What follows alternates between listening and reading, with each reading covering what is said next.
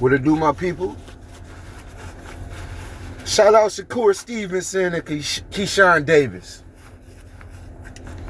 Shakur, Stevenson, and Keyshawn coined the amazing Davis on their brilliant performances. Keyshawn Davis has shown that he deserves to be on this level.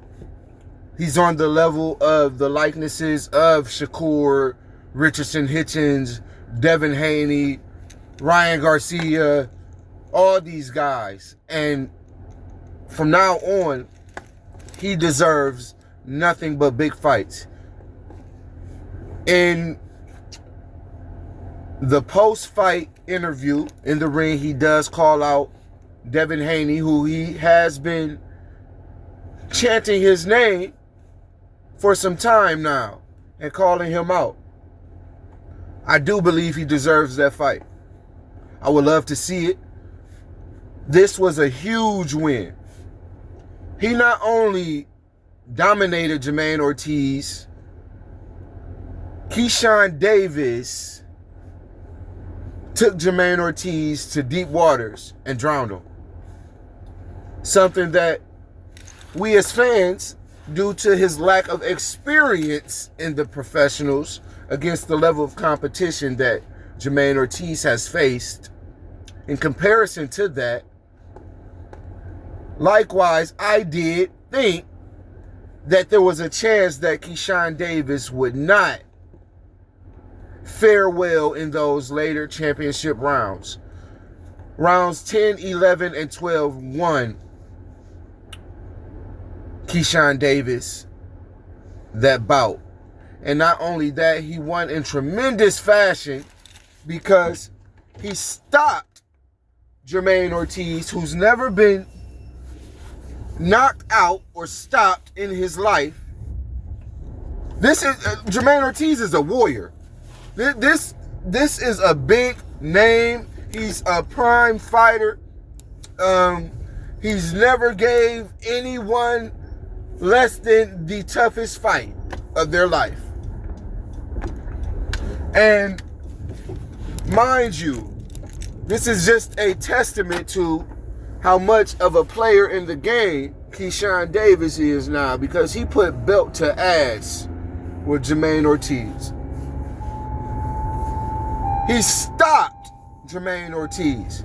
So Keyshawn Davis is showing a killer instinct at the 140-pound division, 140-pound division that we're not seeing in others, except for maybe a Shakur Stevenson, who,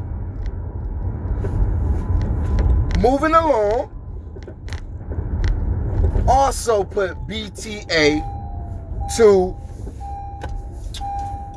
a ring ambassador in Teofimo Lopez. Now, this was a masterclass performance by Shakur Stevenson. Shakur Stevenson proceeds to beat Teofimo Lopez in a lopsided, unanimous decision, thorough beatdown for the culture. This was a BTA for the culture, man. If anybody knows and has been following the build-up and actually knows the background of these fighters, we know there has been some suspect racial slurs presented towards our culture and aimed at Shakur Stevenson, Keyshawn Davis, and Terrence Bud Crawford, all coming from the Teofimo Lopez team. Now, I myself was predicting this fight to be way closer.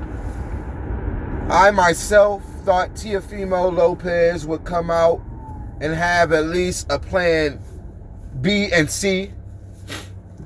I myself thought that Lopez would be way more competitive.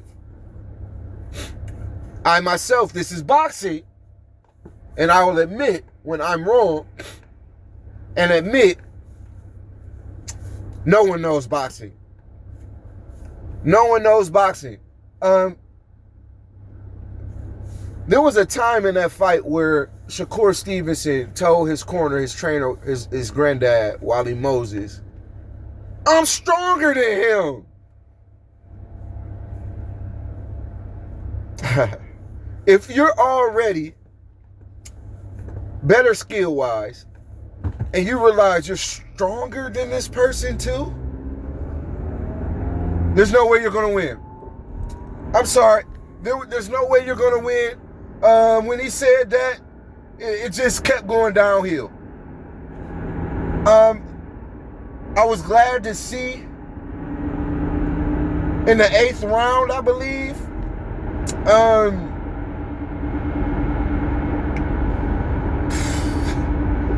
Teofimo Lopez pull a rabbit out the hat and win a round. I was glad to see that. He started trying to get the crowd into it, but to no avail. To no avail. Throwaway round, maybe you can say, for Shakur. And Shakur went back to regularly scheduled programming. BTA. And I'm giving all the credit to Shakur Stevenson, Keyshawn Davis, and I'm just going to throw Shoo out there too. Shoo Carrington. Shoo York, I see you, Bruce. But yeah, he did his thing as well against a prime elite fighter. He did his thing, and now he's the new. So, man, shout out those guys, those fighters who have stamped their names and branded themselves in the new school. These are, as they said, the winners of these bouts would be coined as the leaders of the new school. So I would love to see Bruce Shoo Carrington in there with the likenesses of any of these champions. I'm talking Nick Ball. I'm talking Inoue, Nakatani, any of those guys. They just figure it out, a weight class and everything of that nature. But yeah, I would love to see it. He deserves it. He deserves it. And he is on that level. He is on that level. Shakur Stevenson, on the other hand,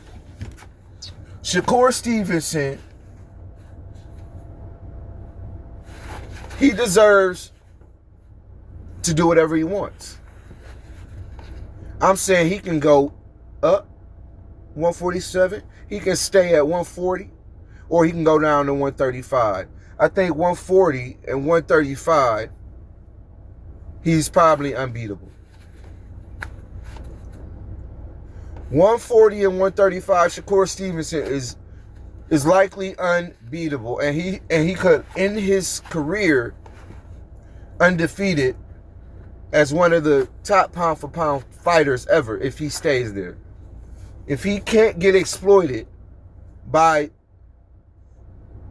people with closer to equivalent skill levels that are stronger than him at the 147 pound weight division, he will forever be one of the greatest. He will go down as that. I'm saying that now. Keyshawn Davis, on the other hand, Keyshawn Davis needs to probably take another fight or two at 140 before he moves up. If not, if he chooses to go right at Devin Haney, he deserves it. That one win by stopping Jermaine Ortiz qualifies Keyshawn Davis to do pretty much anything he wants. And I'm looking forward to Turki Al-Ashik making that happen. That is literally probably the only fight right now for someone like Devin Haney, who it seems he potentially gets ducked in a way by most of these fighters. We can say that they have fights lined up and things of that nature, but I've yet to see Devin Haney duck any smoke. And right now, Keyshawn Davis is about to be placed right next to his name in the media. They're going to preach it. If you're hearing it here first, hey, it is what it is. I want to see it as well. As far as that fight, and I'm going to leave you guys with this, as far as that fight, before this fight, I felt that Keyshawn Davis would get a BTA. It would look similar to how Shakur just beat Teofimo Lopez. I believe so. It would look pretty much similar to that.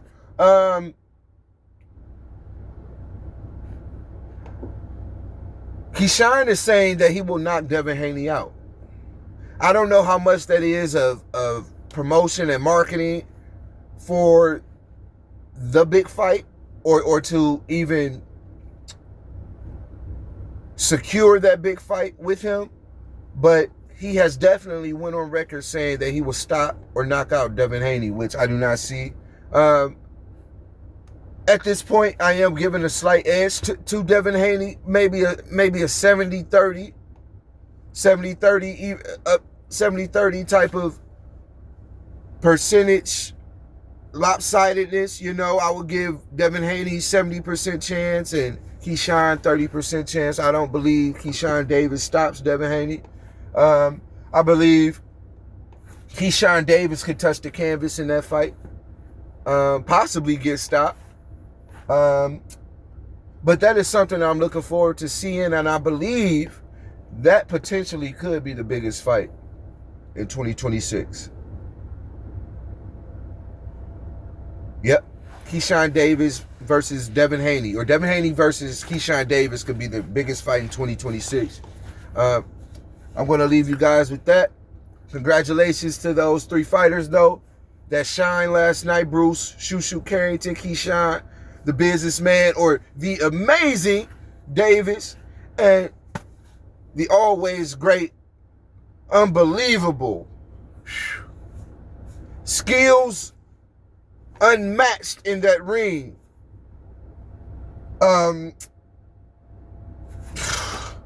When we compare last night to all the other nights we've seen these fighters, and we just compare all the fights, the skill level was just unmatched in that ring. Shakur Stevenson barely got touched. He looked pristine at the end of that fight, and Teofimo Lopez was battered, bloody, and bruised. So, shout out those guys. Can't wait to see them in their next fights. As always, it's BFA Flex. Thanking y'all for your support. BFA Flex FL to the E double. Coming to y'all with the Hurt Biz Boxing Podcast. Always delivering exclusive boxing content. Don't forget to hit that like button. Comment, let me know what you think. Share this with your friends and subscribe to my channel. Let's get this channel buzzing and in the algorithm so that we flourish together.